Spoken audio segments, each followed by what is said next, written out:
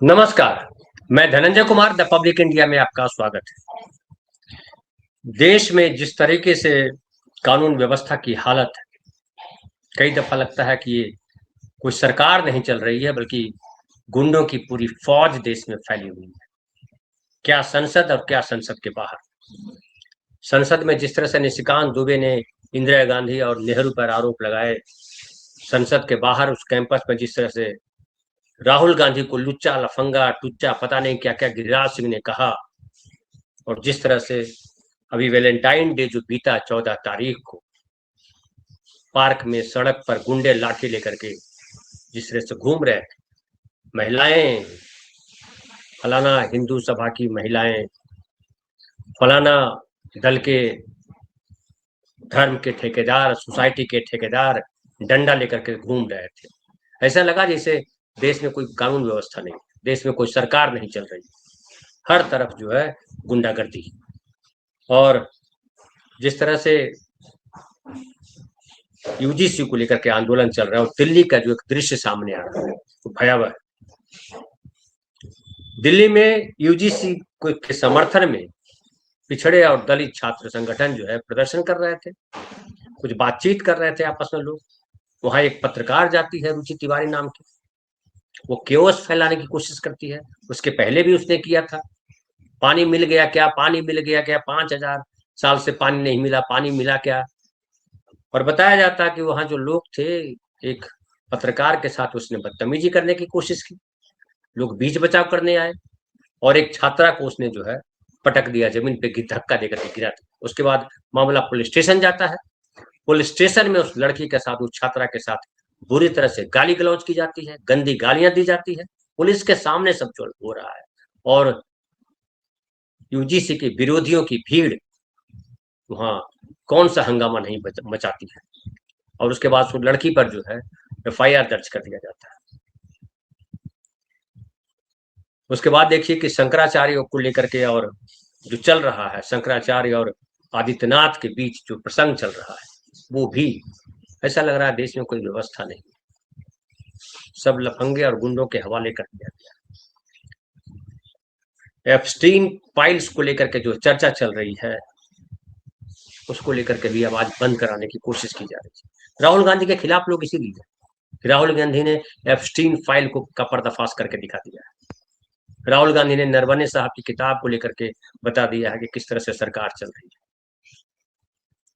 और जिस तरह से धर्म को लेकर के, समाज को लेकर के सड़क पर गुंडों की फौज चल रही है। चाहे उत्तराखंड में, आप याद कीजिए, उत्तराखंड में एक लड़का जो है दीपक नाम का है, जो जिम चलाता है, जब एक मुस्लिम दुकानदार के पास कुछ बजरंग दल के लफंगे आए कि तुम नाम बदलो अपने दुकान का, बाबा नाम लिखा हुआ था। अब इनको सोचिए, ये भी नहीं पता कि बाबा कोई संस्कृत का शब्द नहीं, बाबा फारसी का शब्द है।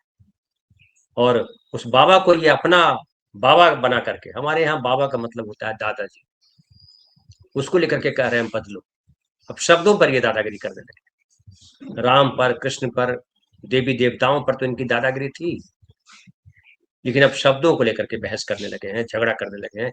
जो शब्द न सनातनी शब्द है, न संस्कृत के शब्द है, वो विदेशी शब्द, इनको इतनी भी नहीं पता। लेकिन ये सब क्यों कर रहे हैं? ये सब गुंडागर्दी इसलिए कर रहे हैं ताकि लोगों के भीतर भय पैदा हो। और दुर्भाग्य की बात है कि ये भय जो है, जो कल तक लग रहा था कि हिंदू मुसलमान कर रहे हैं, ये हिंदू मुसलमान से आगे बढ़कर के दलित पिछड़े तक पहुंच गया है। अब दलितों पिछड़ों की हालत भी जो है, उनके खिलाफ तमाम किस्म की गुंडाई की जा रही है। जिससे मुसलमानों के साथ मॉब लिंचिंग की जा रही थी, मुसलमानों को परेशान किया जा रहा था, वही अब दलितों और पिछड़ों के साथ किया जाने लगा है। अब याद कीजिए मणिपुर, मणिपुर में क्या हुआ? मणिपुर में क्रिश्चियन हिंदू का झगड़ा फैलाया गया, और जो झगड़ा फैलाया गया, केवल गुंडे उसमें शामिल नहीं थे, बल्कि सरकार भी उसमें शामिल थी। आज तक नरेंद्र मोदी मणिपुर जाकर के उन झगड़ों को लेकर के बात नहीं कर सके। आसाम जाते हैं, वो हाईवे पे जो है एयरक्राफ्ट, सेना के एयरक्राफ्ट से उतरते हैं, वहां पे जगलरी करते हैं, और चीन की सीमा से 300 किलोमीटर दूर अपना एयरक्राफ्ट उतारते हैं, चीन की सीमा पर उतारते हैं। तब समझ में आता कि हाँ, वो चीन को धमका रहे हैं। लेकिन वो वहां से कांग्रेस को गाली दे रहे हैं। वो कह रहे हैं कि कांग्रेस जो है देश तोड़ने का काम कर रही है,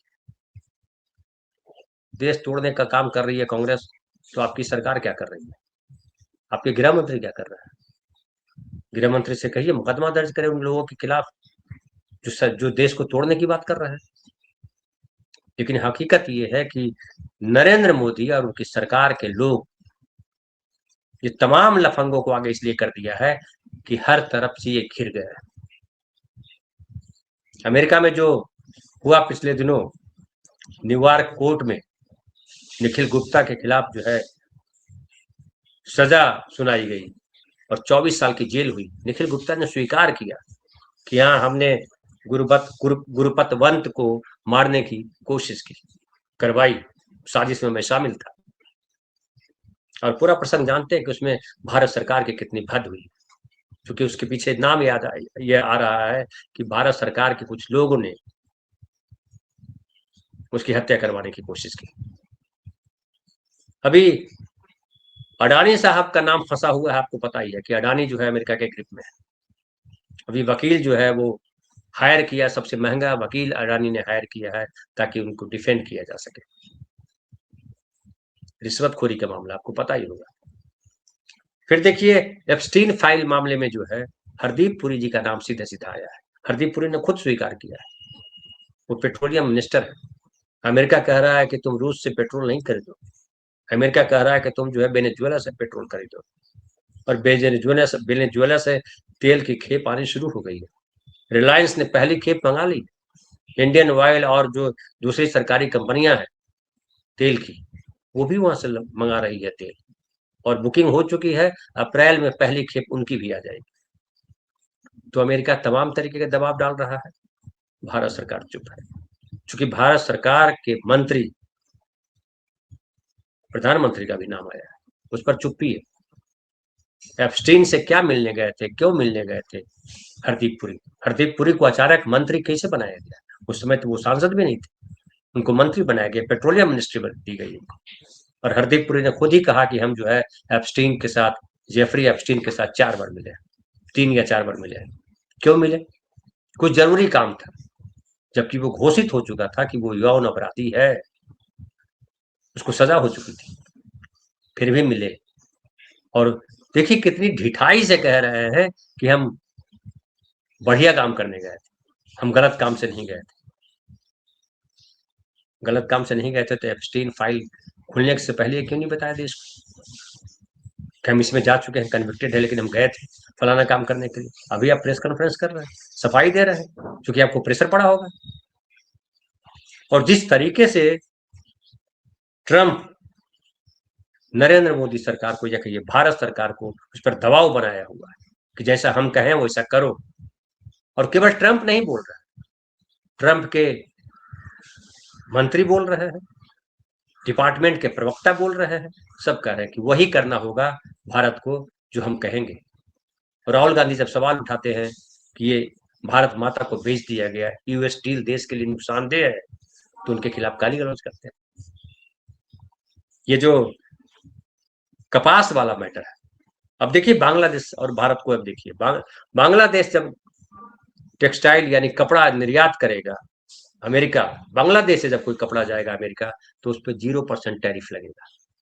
भारत से जब जाएगा कपड़ा तो उस पर 18% टैक्स लगेगा। ये कैसी डील है भाई? राहुल गांधी ये उठा रहे हैं कि ये कौन सी डील है? अमेरिका में कौन सा कपड़ा बिकेगा, बांग्लादेश का बिकेगा या भारत का बिकेगा? भारत का जो व्यापारी है वो 18% टैरिफ देगा, महंगा होगा कपड़ा।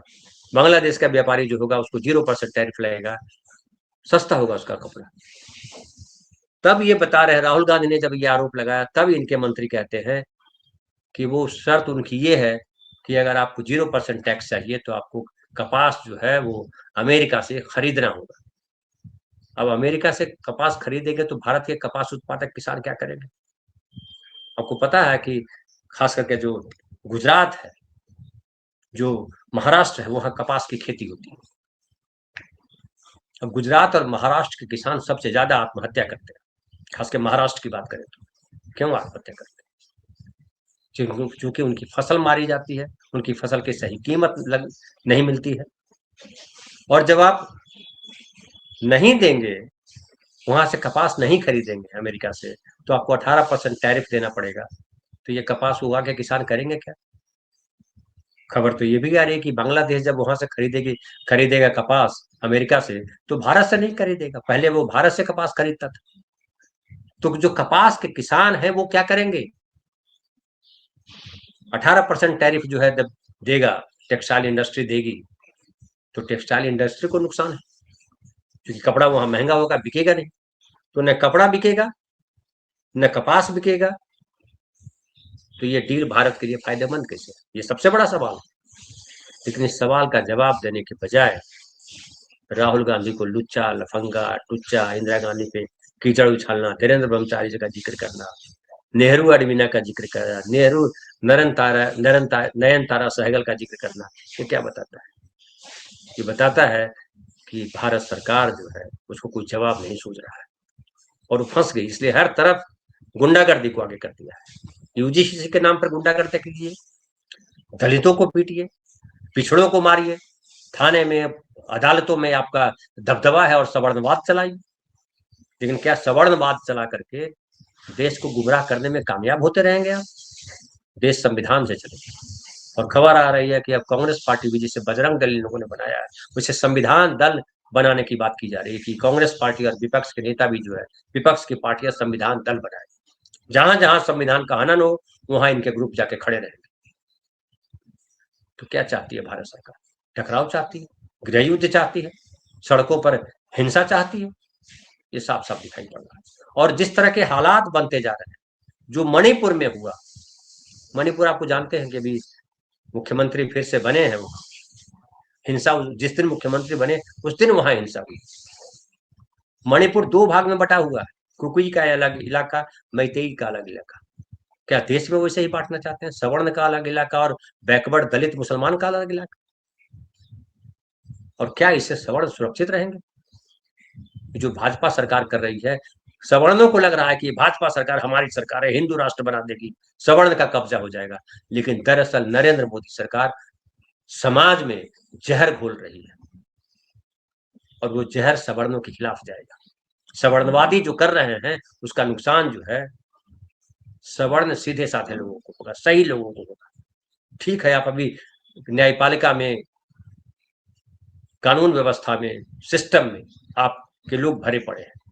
आप 10 साल, 20 साल, 25 साल गुंडाई कर दोगे, लेकिन आज नहीं कल जब दलितों, पिछड़ों और मुसलमानों का नंबर बढ़ेगा और ये जहर जो आप आज बो रहे हैं वो कैसे भरेंगे? हजारों सैकड़ों साल का जो जहर था पिछड़ों दलितों के खिलाफ, उसको गांधी, नेहरू, अंबेडकर ने संविधान बना करके ढक दिया था। कि संविधान को खत्म करके उस जख्म को कुरेद रहे हैं, बोतल में बंद किए जिन को वापस निकाल रहे हैं। और ये जिन जब निकलेगा तो इंसानों का खून बहेगा, इंसानों की जिंदगी तबाह होगी।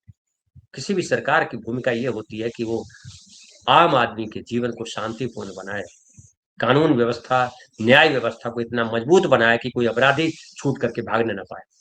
कोई अपराधी अपराध करने से पहले सोचे कि अगर हमने अपराध किया तो इसकी भारी कीमत चुकानी पड़ेगी।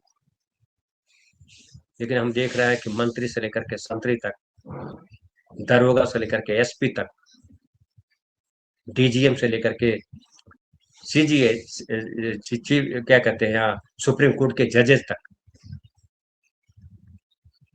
सब जो है जाति धर्म के पचड़े में फंसे हुए हैं। और सड़क पर धर्म के नाम पर, जाति के नाम पर गुंडे घूम रहे हैं, डंडे लेकर मारपीट कर रहे हैं। कोई लड़ने आता है, कोई कहने आता है कि गलत काम मत करो, तो उसको धमकाते हैं। उत्तराखंड में जो दीपक के साथ हुआ उसका बड़ा उदाहरण है कि दीपक के जिम में जो है वो 150 लोग आते थे, आज केवल 15 लोग आ रहे हैं। उसका पूरा धंधा चौपट हो गया। उसका छोटा बच्चा है, वो डरा हुआ है, उसका बच्चा। और किसी को डर लगेगा? ये जो गुंडे सड़क पे घूम रहे हैं, इनको अगर टारगेट किया जाएगा कल, तो क्या इनको डर नहीं लगेगा? ये भी रोएंगे। क्योंकि हमने देखा है कि संसद में रोने वाला व्यक्ति जब चीफ मिनिस्टर बन जाता है तो कैसे दहाड़ने लगता है और कहता है कि कानून का राज, न्याय का राज यही यही कानून का राज। कानून का राज मनवाना भी हम जानते हैं, कानून का राज मनवाने की जरूरत नहीं पड़ती। कानून अपना काम करता है, न्याय व्यवस्था अपना काम करती है और सिस्टम सही हो जाता है। लेकिन सोचो कि जो लोग शंकराचार्य को धमका रहे हैं उसके सामने आम आदमी की क्या हैसियत है, किस धर्म का सम्मान करता है वो। तो ये जो नरेंद्र मोदी सरकार जो आई, ये सरकार कम और अराजकता फैलाने वाली व्यवस्था क्रिएट कर चुकी है। इससे कैसे निपटना है ये हम सबको विचार करना पड़ेगा, ताकि कल गृह युद्ध की स्थिति न बने। बहुत बहुत धन्यवाद।